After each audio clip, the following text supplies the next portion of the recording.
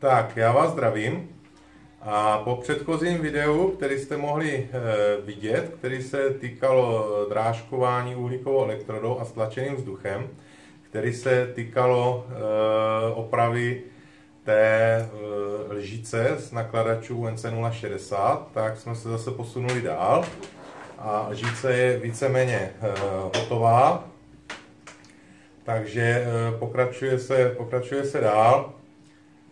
A žlice se teďka vlastně připravovala na základní nátěr, takže tak, jak prostě to bylo, jo, že ta žlice byla samozřejmě rezavá, jo, kdyby to nebylo rezavý, bylo to zhenilý, to se samozřejmě vyřezávalo a nahrazovalo se to novým materiálem. Takže teď je čas na přípravu pro základní nátěr a tu přípravu jsem dělal tak, že se lžíce celá tryskala. Jo, tryskala neboli pískovala, jo, jak chcete, ono je to prakticky to stejný. Jo, takže tryskalo se pískem křemičitým. Já vám to hodím do prostřihu, jak to vypadá, když se to tryská. Čím se to tryskalo. Jo, něco si řekneme k tomu tryskání, co je k tomu potřeba, co byste měli o tom vědět, jestli něco takového chcete začínat. Jo, a jdeme se na to teda podívat. Tak, prosím vás, předpoklad toho, když chci začít tryskat, nebo se chci začít věnovat tryskání, po případě teda pískování, jo, jestli už je to kabinový pískování, nebo je to mobilní pískování, já teda dělám to mobilní pískování, protože vesměs dělám větší věci a ty menší věci tak dělám samozřejmě taky, ale dělám to venku, jo, protože kabinu neboli box ten pískovací nemám. Jo, takže dělám to všechno venku. A mám mobilní pískovačku, která se dá běžně koupit. Vidím vám to na těch e-shopech zahraničních. Sem tam se to objevuje i na nějakých inzercích. Jo, to je pár korun. Jo. Ty pískovačky se tady objevují s nějakým prostě objemem, který vlastně pojme nějaký určitý množství toho písku nebo toho tryskacího média, tak je to tady někde od 19 litrů, jo, přes 30, mám dojem, že jsem viděl nejvíc 70 litrů, jo. Bavíme se o těch malých hobby pískovačkách, jo, malých hobby tryskačích. Takže ten výběr je tam poměrně široký. Prosím vás, co je důležité si uvědomit, ještě než začnu nějaký tryskač vlastně vybírat, tak jestli mám dostatečnou zdroj, který má dostatečné množství vzduchu, jo, který je schopný mi dodávat dostatečné množství vzduchu. Jo, toto je takový dost opomíjený detail, který lidi to podceňují, potom jsou třeba zklamaní z toho, že pískovat jim třeba jde, ale jenom chviličku. Jo. Prosím vás, ono to pískování je poměrně náročný na přísun toho vzduchu. Jo, takže je potřeba skutečně zdroj, který je schopen dodávat velké množství vzduchu. Teď zase, co je to velké množství vzduchu? Jo, já tady, co mám konkrétně na dílně, tak je tady kompresor, je to normálně klasický průmyslový kompresor Orlik, je to dvouválec, označení by tam mělo být nějaký 2, JSK 75, mám dojem. Tu litráž toho vzduchu, kolik je schopen ten kompresor dodat, tak vám střihnu tady dolů, vám poběžijou tam titulky, takže si to přečtete, kolik kubíků, já teď to z hlavy skutečně nevím, takže se musím jít pohled na štítek. A ten kompresor s tou 300 litrovou nádrží je schopen dodávat do toho tryskače, který je osazený 4 mm wolfram karbidovou tryskou, tlak o hodnotě 7 atmosfér non-stop. Jo, takže ten kompresor se prakticky nezastaví. Jo. Ten natlačí si nějakých 9,5, myslím, to mám nastavený, a těch 9,5 spadne zhruba na těch 6, tam zapne znovu a drží si vlastně 7. Jo. Že od těch 6 on to dofouká na 7 a pokud ten tryskač jede furt non-stop, jo, pokud to tady držím třeba 3, 5 minut, 10 minut, tak prostě už nedosáhne ani těch 9 atmosfér, aby byl schopný prostě vypnout. Jo, takže drží si tam zhruba těch 7, takže ten kompresor běží pořád. Jo, to je předpoklad toho, když chci teda něco takového dělat, abych na to měl odpovídající zdroj toho stlačeného vzduchu. Jo, budeme se podívat teďka na ten tryskač, jak to vypadá, že ono ne každý tryskač, aspoň teda podle mě, není určený k okamžitý práci. Jo. Ono samozřejmě to tryská, jo, ono to pískuje, jasně, to o tom jako žádná, jo, ale jde o to jak. Jo, jde o to, jak to pískuje. Jo, ty pískovačky jsou dělaný, za prvý je to hobby, že jo, není to profitechnika, to je pochopitelný, to by bylo v úplně jiných cenách.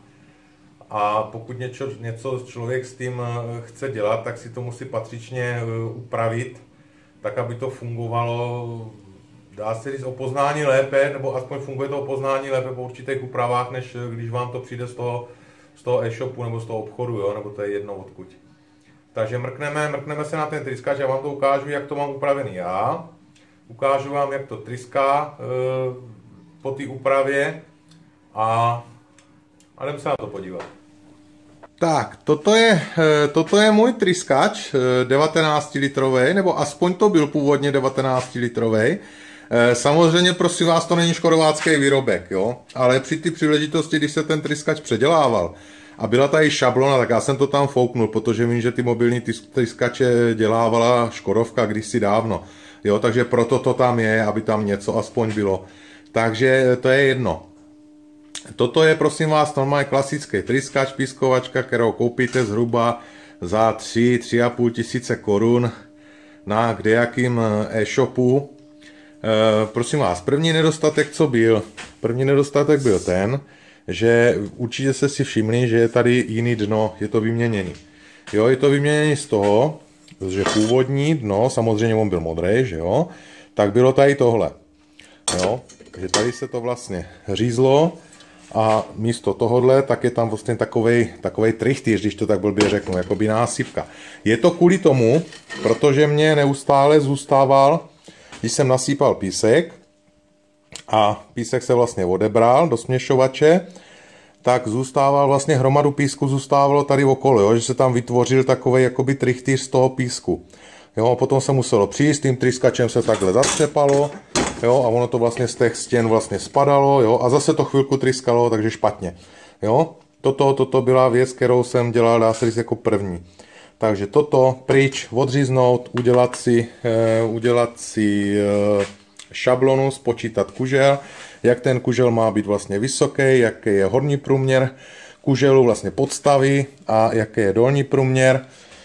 To vám tam stříhnu taky, když jsem to dělal, ten kužel, abyste viděli, že to jde normálně vyrobit. Já nemám stáčečku, takže je to ohybaný na segmenty, no mají na ohybačce. Jo, nastaví se doraz na ohybačce a teď už si nepamatuju ten úhel, teda kolik byl.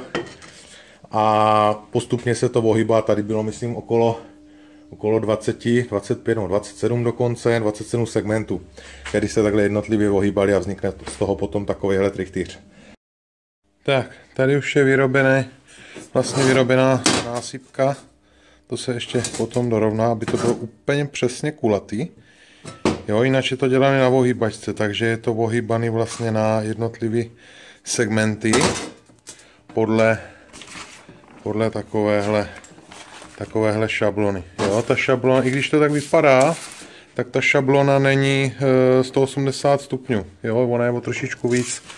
Je to podle toho, jak se počítal vlastně ten kužel, takže to vyšlo víc než 180 stupňů. Jo, trojka plech a rozpočítat, navohybat na segmenty, jo, kolik má být úhel, zase spočítat a vyjde vám z toho takovýhle ten, jo, takže i toto se dá vyrobit doma. Jo, takže toto je předpoklad toho, že vám písek všechen vlastně se dostane do směšovače, že nic tam nezůstane v tom tryskači. Jo, a navíc o něco málo se zvětší ten objem, jo, že byl to 19 litrový, jo, kde ta nádoba byla nějak podsuť a o tady ten kousek se to vlastně zvětší ten objem. Tak, potom co máme dál, co je největší nebo další z takových slabostí nebo slabých stránek, tak bývá ten směšovač, i když já jsem ho teda nechal, tady je 3/8 ventil, no má kulovej, kde vlastně tady pouštíte to abrazivum, který je v tom zásobníku, tak si to dáte třeba na polovinu a ono se vám vlastně sype, něco se vlastně sype a něco vlastně přisává ten vzduch, který jde pod tlakem od toho přívodu, tak si přisává vlastně ten písek a jde to do té hadice a je to vedený k té tryskací pistoli. Takže toto já jsem nechával, protože to až takovou slabinu v tom teda nevidím. Takže to je tam původní, ale co je daleko horší je ta, že do toho směšovače je vzduch tažený většinou hadicí. Já jsem tam měl hadičku, ne hadici, ale hadičku o průměru 10 mm. Jo, a ta hadička je tažená vlastně od toho směšovače nahoru, kde je vlastně rychlospojka. Toto už samozřejmě není původní. Jo, toto už je bajonetová rychlospojka na velký průtoky vzduchu. Jo, a to T je vlastně původní, kde vlastně vzduch vám jde i do nádrže a hlavní vzduch jde vlastně dolů přes směšovač a do hadice a přes hadici do takovéhle tryskací pistole. Originál tam bývá jinam, já vám ho ukážu. Tak, originál, prosím vás, bývá tady tahle tryskací pistole, kde se to vlastně ovládá tak, že se tady vlastně stiskne ta clona a odkryje se vlastně tryska. Jo, tady ta tryska už je mírně teda jetá a má to dvě velké slabiny. Jo, první slabina je v tom, že se to musí neustále držet. Ona ta pružina je poměrně silná, už kvůli tomu, aby vlastně, když ta pružina působí na tu záklopku tady, nebo jak to mám říct, tak aby udržela ten tlak vzduchu, který z toho vlastně vychází. Jo, takže je to poměrně silný ta pružina. A pokud to takhle držíte minutu, 2, 3, 5, 10, jo, tak je to dost otravný. Takže je samozřejmě jednodušší ten kulový ventil, který vlastně otočíte naplno. Jo, zdůraznuju naplno, že je důležité, aby to bylo otevřený naplno, že pokud to bude přiškrcený, tak vám ten písek, který tam proudí přes ten ventil, vám úplně vymlátí vlastně tu kouli, jo, která to vlastně těsní. Ono to vymlátí i tak, jo, ale ne zas tak brzo. Druhá velká slabina, co tady toho je, tady těch pistolí, tak je to, že pokud se vám ta tryska tady ucpe, tak jste nuceni zastavit vlastně celý pískování, přerušit úplně, odtlakovat celou tu nádrž, protože vy to potřebujete stisknout, tady vyšroubovat tu trysku, jo, pokud se vám ta tryska vlastně ucpe, že se vám tam dostalo nějaký zrníčko, který tam být nemá, který prostě neprojde, jo, a kvůli tomu musíte vlastně odtlakovat celý tryskač, zastavit tryskání. Teď člověk samozřejmě bývá na to ustrojený, že jo, na to tryskání, takže k tomu se ještě dostaneme, co všechno u toho má být, jak má člověk vypadat. Tak a tam je takováhle, vám dám, že to je z nějakého porcelánu. Jo, ale tady ty trysky, to nevydrží skutečně jako nic moc velkého, jo, takže tam je to pár hodin a je po ty trysce, jo, takže doporučuji si pořídit normálně trysky wolfram karbidový, který mám třeba tady. Ono se to dá koupit i s tím ventilem, jo, tady je to redukovaný na ten nátrubek, aby to vlezlo vlastně do té hadice. Takže je to má obyčejný 3/4 kulový ventil, kde vlastně tady je nějaký držák ty trysky a v tom je umístěná tryska. Jo, poznáte už z toho, že ta tryska je těžká. Jo, je to tvrdokov, je to wolfram karbid, takže je to skutečně těžký. Jo, je to tak, jak když si vezmete tvrdokovovou frézu a vezmete si normální HSS, jo, takže poznáte, ten tvrdokov je prostě těžký. Jo, toto je 4 a má za sebou, no, to zkusím přiblížit, má za sebou zhruba takových 8, 10, možná 12 hodin tryskání, jo, a je to prakticky nedotčený, jo, je to furt krásně ostrá ta hrana tady a vůbec prakticky. Z druhé strany je samozřejmě kužel, který slouží jako náběh pro ten stlačený vzduch s tím abrazivem a toto bývá vlastně u toho, ono je to tady ke konci rozšířený, aby vám vlastně ta tryska z toho nevypadla. Není samozřejmě nutný si kvůli tomu kupovat celý ventil i s tím držákem ty trysky, ale stačí si třeba koupit jenom tu trysku. Jo, ono se to dělá v různých vnitřních průměrech, ten venkovní průměr je, mám dojem, 15 mm a dá se to koupit zhruba v rozestupech po milimetrech, je tam 2, 3, 4, 5, 6, dál nevím, jak to je, ale potom už jsou ty průtoky vzduchu skutečně velký, takže zase je potřeba se dívat na to, jaký máte kompresor, aby vám to utáhl. A pokud si koupíte takovouhle vlastně trysku, která je běžně k dostání, tak si ten držák můžete udělat, jo, tam vám stačí úplně bez problémů kousek trubky a nakonec si vlastně přivaříte třeba podložku, jo, aby vám z toho ta tryska nevypadla. To, že tam je třeba volná, jo, že v tom třeba takhle klechtá, to vůbec nevadí, jo, že ten písek, jak tam proudí, tak vám to stejně tady okolo té trysky k tomu držáku, tak vám to stejně zasype pískem a stejně to tam potom drží. Jo, takže. Ale jde o to, že když se vám ta tryska ucpe při tryskání, tak prostě vy tady zastavíte tenhle ventil, hlavní ventil, zastavíte, tím pádem vám přestane jít tlak do trysky a tu trysku takhle pohodlně vyšroubujete, vyklepete, nasadíte zpátky, jdete dál. Nemusíte kvůli tomu zbytečně otlakovat celý ten tryskač, celou tu nádobu a přerušit vlastně tryskání. Jo? Takže toto je velká výhoda toho. Jo, jinak samozřejmě ten tryskač by měl mít manometr, jo, on tam myslím bývá už z výroby, já si teďka nejsou vědom, jestli tam byl. Pak je tady ještě bezpečnostní ventil, který je naštelovaný, myslím, na 9 atmosfér, mám dojem. Takže já do toho stejně pouštím stabilně 7, těch 9 tam leze možná akorát ze začátku, tak je možný, že trošku i profukuje, teď si nejsou jistý. Nebo já to aspoň neslyším, když už jsou ustrojený, protože mám kuklu tryskací, mám filtrační jednotku na pasu, na zádech vlastně a už to nějak nevnímám, co se tady děje. Takže to je další věc.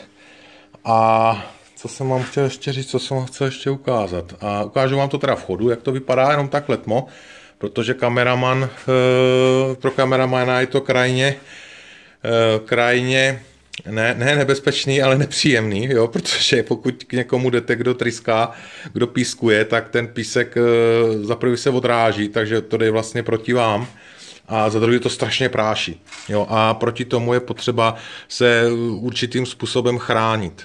Jo, za prvý se musíte chránit vy, za druhý by se měli chránit i osoby, co se tam pohybujou okolo toho pískování, protože toho prachu je skutečně hodně a je to všude. Jo. Potom, když se vlastně skončí, tak člověk je toho prachu a písku úplně plný. Jo. Máte to za košilí, máte to za bluzou, máte to v botech, máte to všude. Jo, takže toho prachu je skutečně hodně. Důležitý je určitě zase nějaká bezpečnost. Jo. Takže co se týká nějakých rukavic, jo, bývají originál rukavice na tryskání, takové jako na amatérské použití, ty vám taky již tak ukážu. A jsou takový dlouhý, to jsou takový pogumované rukavice, které jsou až skoro po ramena, ale jsou jako velice dobré a nejsou ani drahý, to tady myslím kolem 200-250 korun ty rukavice, takže úplně bez problému.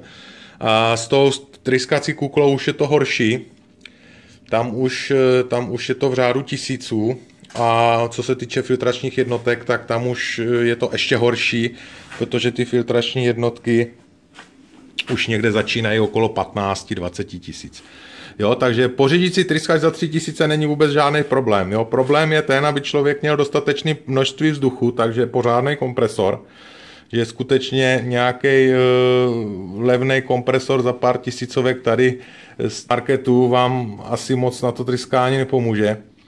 A potom dál myslet na to svoje zdraví a chránit se proti tomu prachu, protože předpoklad je toho, že stejně budete tryskat křemičitým pískem, protože to je asi nejlevnější varianta. Takže to tryskání tím křemičitým pískem má takový svoje úskalí, jo, že ty zrníčka toho křemičitého písku, pokud se rozbíjí a vlastně rozmělňují se na úplně jemňoulinký prach a pokud ten prach se dýchá se delší dobu, tak ten prach zůstává v plících, jo. Potom z toho bývá z toho i rakovina.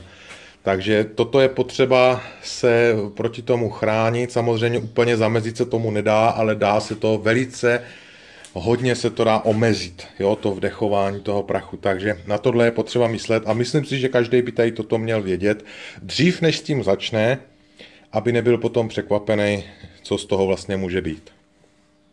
Tak, tady vám můžu ukázat jenom takový zkušební kus, který jsem dělal při tom tryskání té žlice na UNCčko.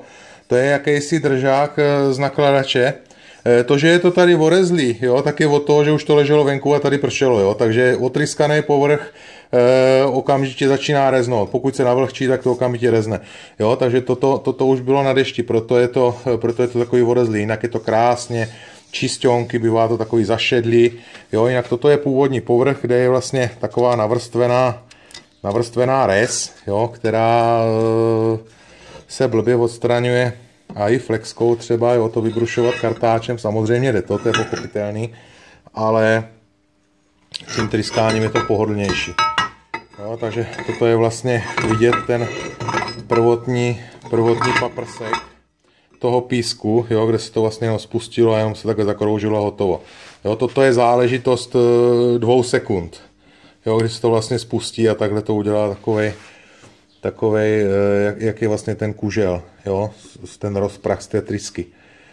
Jo, takže tady to bylo relativně čistý, takže jsem to tady nebral, bral jsem to z té druhé strany, ta byla horší. Jo, takže to jenom, abyste tak zhruba měli představu, jinak ono to tryskání se blbě natáčí, že říkám, ono to lítá všude možně a samozřejmě to lítá i do objektivu, že jo. A ten objektiv si poškodit, tak samozřejmě zase nestojí za to. Jo, takže ten povrch bývá krásně čistý, hladký, nachystaný vlastně pro tu barvu, jo, on bývá ne úplně hladký, ale bývá takovou strukturu jako smírek, se dá říct, jako šmirgl-papír.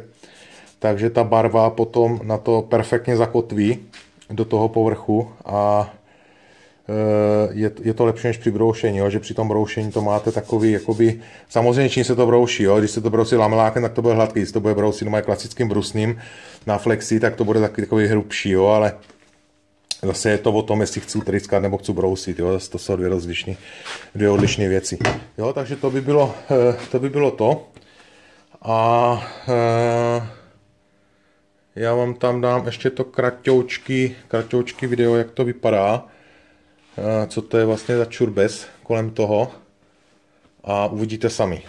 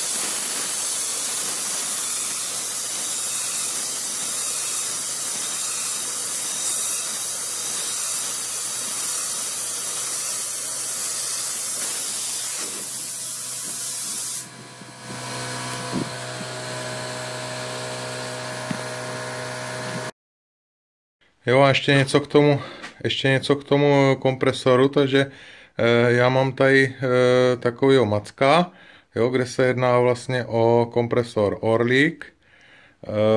Nádrž jako taková, ta už je staršího data, ta je někde 80. leta. Kompresor samotný, tak už je novější, to už je někdy rok 2005. Jo, zkusím zabrat, jestli uvidíte ten štítek, neuvidíte, takže já vám ho vyfotím a dávám ho do popisu.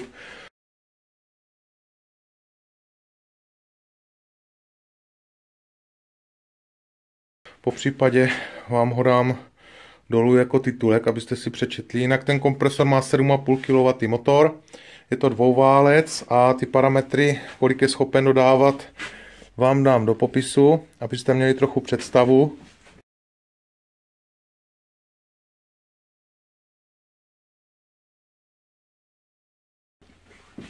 A jinak tady samozřejmě hadice. Tady právě na tryskání, co já používám, jo, že to je vlastně bajonet, který se nasadí a otočí a tím to tam vlastně drží, jo, takže pokaždý při zapojování a odpojování to musí být vlastně bez tlaku, musí to být odtlakovaný. Jo, a samozřejmě přes odkalovač, aby tam nešla voda do té hadice, jo, protože ta voda tomu tryskaču škodí, jo, míchá se to s tím abrazivem a potom to v tom směšovači se to zalepí, ten písek, jo, takže to je potom špatný, jo, takže musí to být absolutně bez vody. Jo, a než vám to zapnu, moc toho neuslyšíte, protože to je rachot.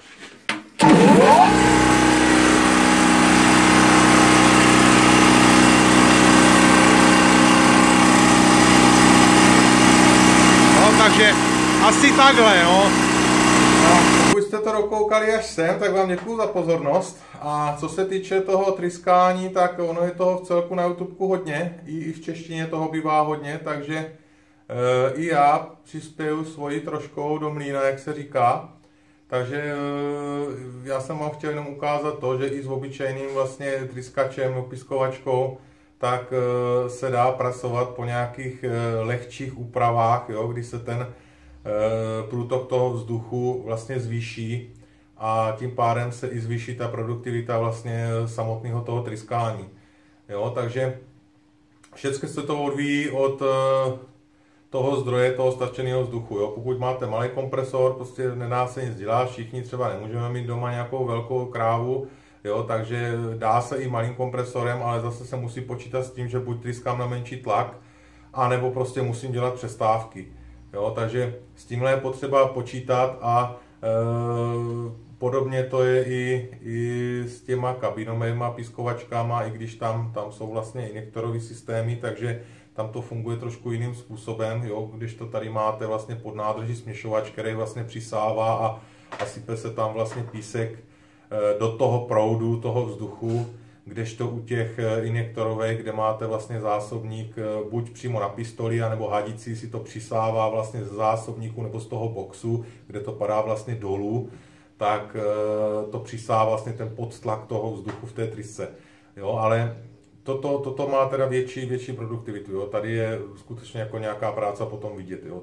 Těch kabinových jako je to takový trošku horší. Jo. Záleží za jakých podmínek, záleží jak to má kdo udělaný, jaká ta technika je. Jo. A zase je to o penězích. Jo. Takže může být klidně kabinová, pokud je to za 100 000, tak určitě tryská taky pěkně.